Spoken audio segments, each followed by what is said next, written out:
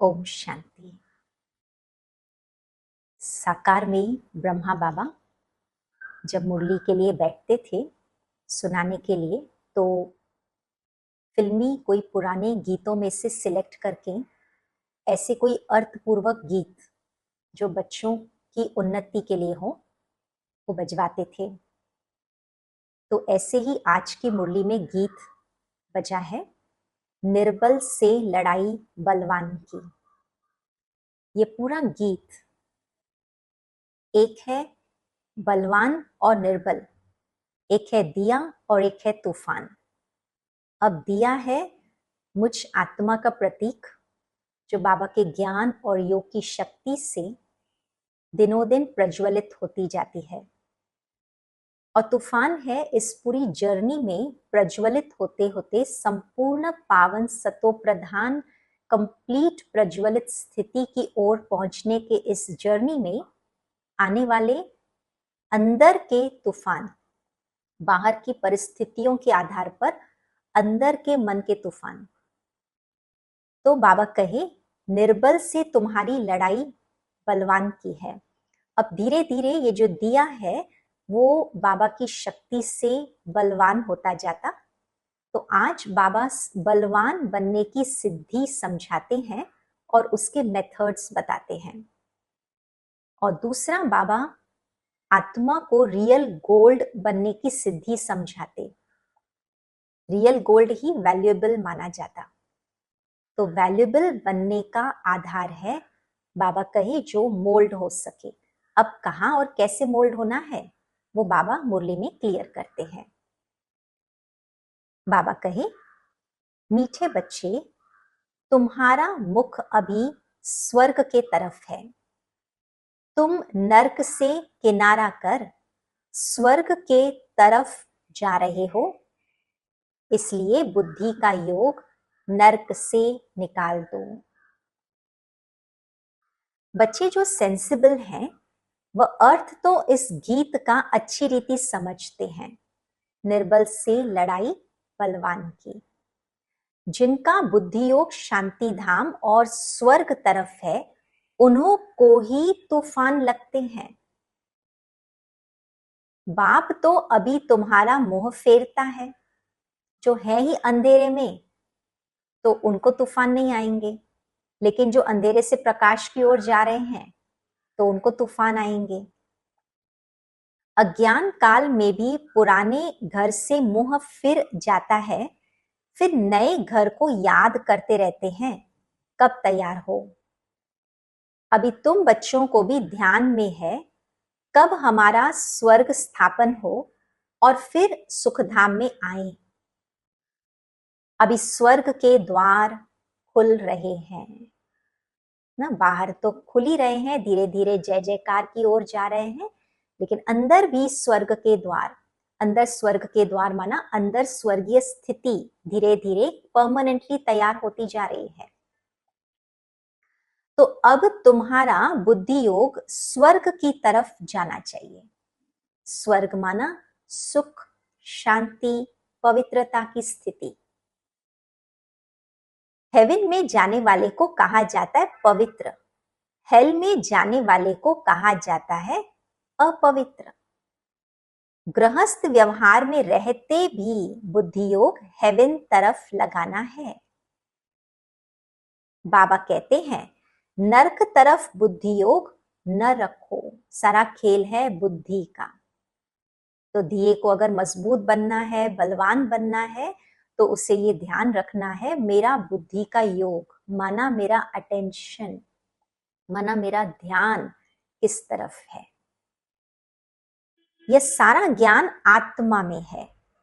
बच्चों को समझाया जाता है कि यहाँ पर बड़ी नष्टो मोहा स्थिति चाहिए। ध्यान जाएगा नेगेटिव बातों में, संकल्पों में ध्यान जाएगा, लेकिन उससे भी आत्मा कंप्लीट वैरागी नष्टो मोहा होती जाए। यह ज्ञान सागर की दरबार। भक्ति मार्ग में इंद्र की दरबार भी गाई जाती है। पुखराज परी, नीलम परी, माणिक परी, बहुत ही नाम रखे हुए हैं, वे सुंदर नाम रखे होते हैं परियों के नाम से नाम, क्योंकि ज्ञान डांस करती है ना, किस्म किस्म की परियां हैं, वह भी चाहिए पवित्र। तो कंप्लीट पवित्र स्थिति आत्मा की बाबा उसको परी के रूप में देखता। और परम पवित्र बाबा यहाँ पर कौन है? इंद्रदेव जैसे। और जहां ऐसे कंप्लीट मन वचन कर्म की पवित्रता वाली आत्माओं का, बच्चों का संगठन होता, उस संगठन को का गायन शास्त्रों में है इंद्र सभा। तो देखो तूफान तो आते हैं ना, छोटा सा दीवा उनको तो तूफान एक ही थपेड़ से गिरा देता है। दूसरों को विकार में गिरते हुए देख खुद भी विकार में गिर पड़ते हैं। इसमें भी बड़ी अच्छी बुद्धि चाहिए समझने की। अब वापस बाबा बुद्धि योग के महत्व की बात करते कि बच्चे, तुमको अगर कंप्लीट पवित्र परी समान बनना है, कंप्लीट बलवान दीवा बनना है जो कोई तूफान तुमको हिला न सके, तो तुमको तुम्हारा ध्यान किसी और दीवे पर न जाए, क्योंकि अगर कोई और दिया मुरझा गया, कोई और दिया विकार के कारण गिर पड़ा, तो तुम्हारे ऊपर उसका असर पड़ सकता है। इसलिए बाबा कहते हैं दूसरों को विकार में गिरते देख खुद भी गिर पड़ते हैं, तो तुम्हारा ध्यान कहां पर है? अभी तुम बच्चे जानते हो कि हमको बाबा पढ़ा रहे हैं, बाप ने अनेक बार पढ़ाया है। अपने दिल से पूछना चाहिए, हम पढ़ते हैं वा नहीं? गॉडली स्टूडेंट लाइफ जी रहे हैं वा नहीं? कितनों को पढ़ाते हैं? अगर पढ़ाएंगे नहीं तो क्या पद मिलेगा?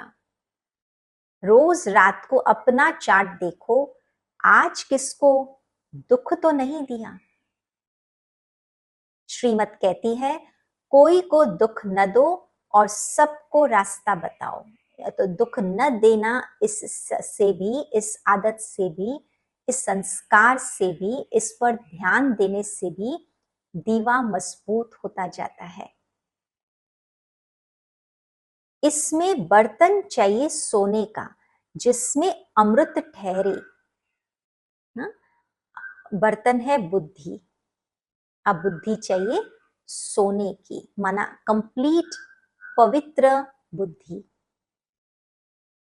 जैसे कहते हैं ना, शेरनी के दूध के लिए सोने का बर्तन चाहिए, क्योंकि उसका दूध बहुत भारी ताकत वाला होता है। तो इसी प्रकार से बाबा कहते तुम्हारी बुद्धि बहुत पावरफुल चाहिए, पवित्र चाहिए। और पवित्र बुद्धि मतलब कोई भी प्रकार की यहाँ वहां के जजमेंट्स वाली बुद्धि नहीं, नॉन जजमेंटल बुद्धि, कहीं पर भी भटकने वाली बुद्धि नहीं, दिव्य बुद्धि। और वो दिव्य बुद्धि बनती है सोल कॉन्शियस के अभ्यास से। इसलिए बाबा कहते हैं बाप आत्माओं से बात करता है, तो सोल कॉन्शियस बुद्धि केवल और केवल अपने ऊपर ध्यान देती है। तो ऐसी बुद्धि में बाबा का पवित्र ज्ञान, ताकत वाला ज्ञान सेट हो सकता है, धारणा में आ सकता है। कई बच्चे हैं जो मुरली भी मिस कर लेते हैं, बहुत बच्चे इसमें लापरवाह रहते हैं। क्यों? वापस बुद्धि का काम। समझते हैं हमने नहीं पढ़ी तो क्या हुआ, हम तो पार हो गए हैं। और सोल कॉन्शियस पवित्र बुद्धि हमेशा अंत तक, जब तक आत्मा कंप्लीट पावन बन कर्मातीत नहीं बनती है, उसे अंदर से रहता है मुझे और करना है, मुझे और आगे बढ़ना है, मुझे और बाबा को याद करना है, मुझे और मुरली का अध्ययन करना है। और देहभान की बुद्धि जल्दी ईगो में चली जाती है कि मैंने तो कर लिया है, तो मुरली की परवाह नहीं करते। ऐसे देह अभिमानी बहुत हैं। तो सारा मदार है याद पर।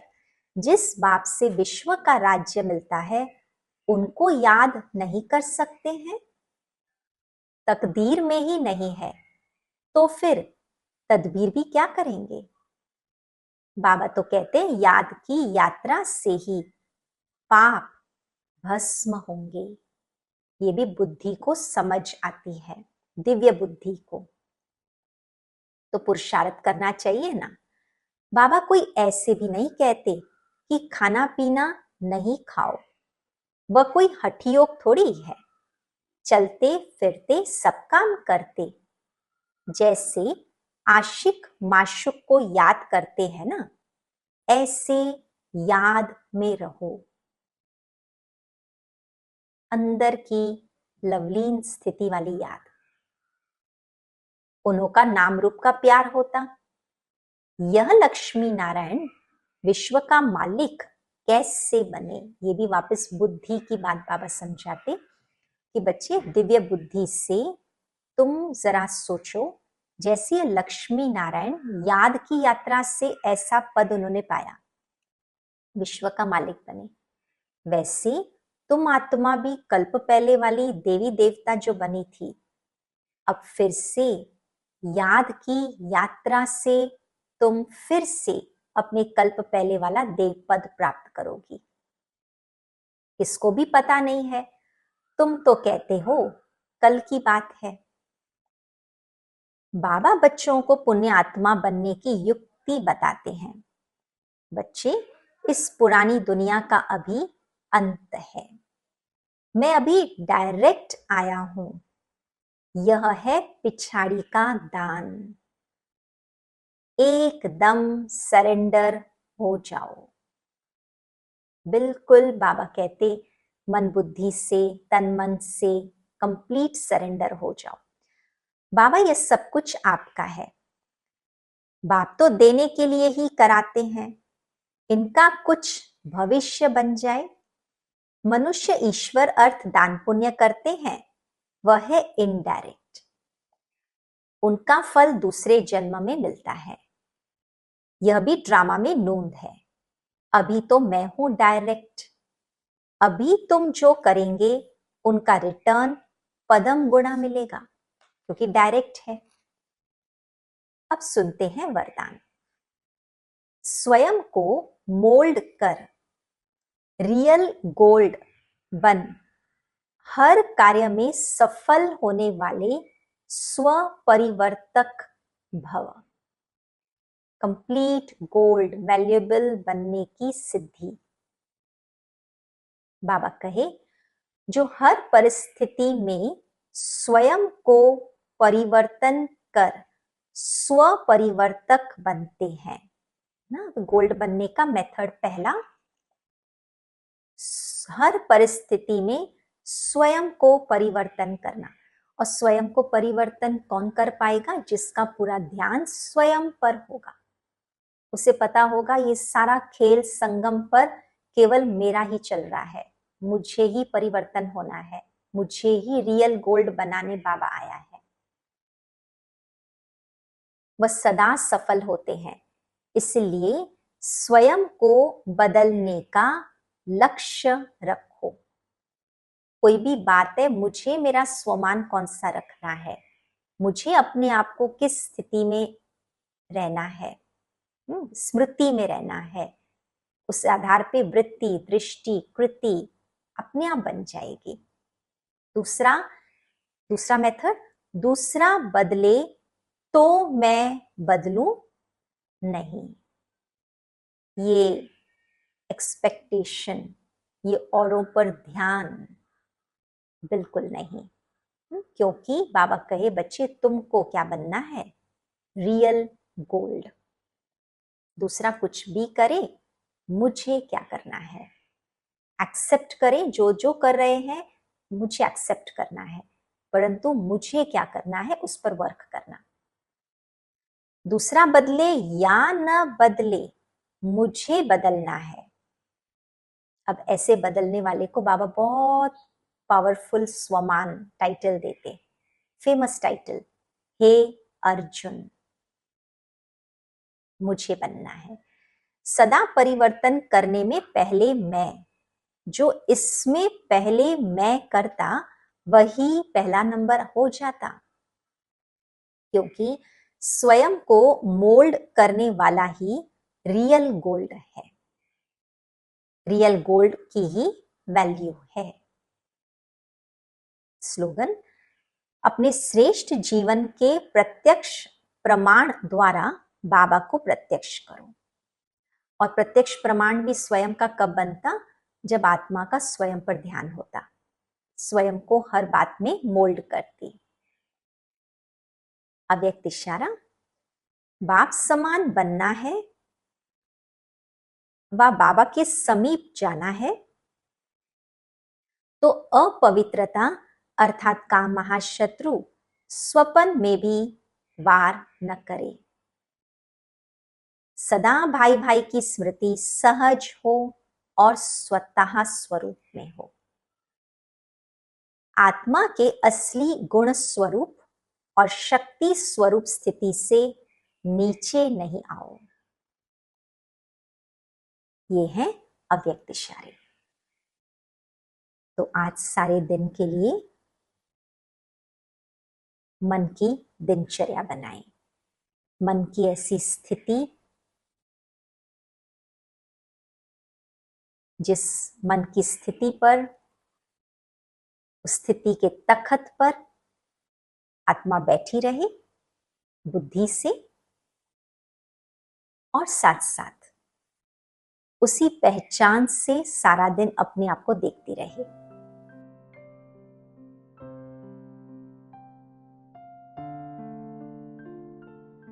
रियल गोल्ड, मैं बाबा का सच्चा सोना बच्चा हूं।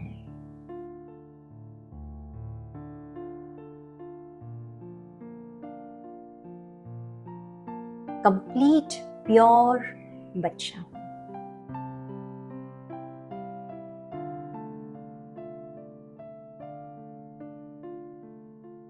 क्योंकि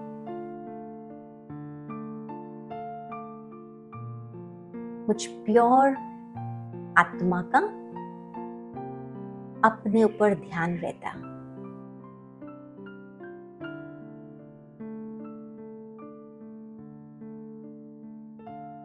क्योंकि मैं प्योर बच्चा हर बात में स्व पर ध्यान देते हुए स्व को परिवर्तन करने का लक्ष्य लेकर आगे बढ़ती है।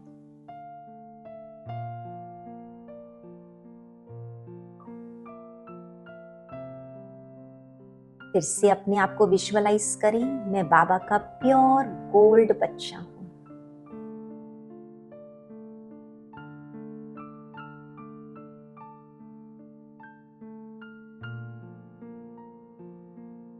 क्योंकि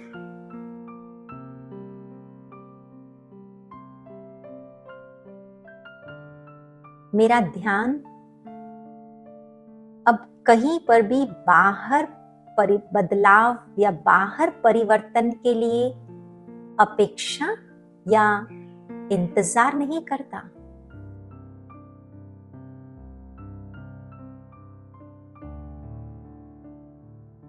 क्योंकि मुझ आत्मा को पता है कि जो कुछ भी है वो मेरा संसार मेरे अंदर है और मेरा बाबा मुझे ऐसा बना रहा है।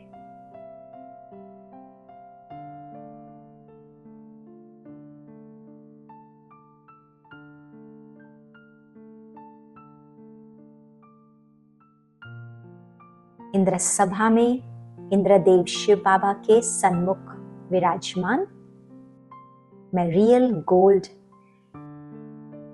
एंजल परी समान आत्मा हूं।